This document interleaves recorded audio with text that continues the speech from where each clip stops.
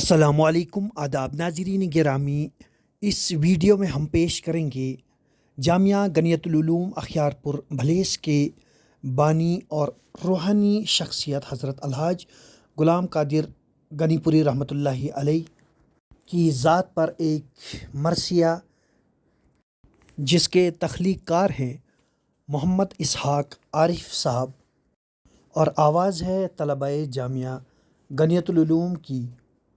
हमारे channel Malik times को ज़रूर सब्सक्राइब करें, वीडियो को लाइक करें, शेयर करें और कमेंट बॉक्स में अपने मशवरों से हमें ज़रूर नवाजें। आइए थोड़ी देर के लिए हम उस शख्सियत की याद को अपने दिलों में ताज़ा करें जो हमारे मुरब्बी थे, मोहसिन थे, रहबर थे, रहनमा थे, जिनका लगाया हुआ ये खूबसूरत बाग जिसमें हम इस वक्त बैठे हुए हैं।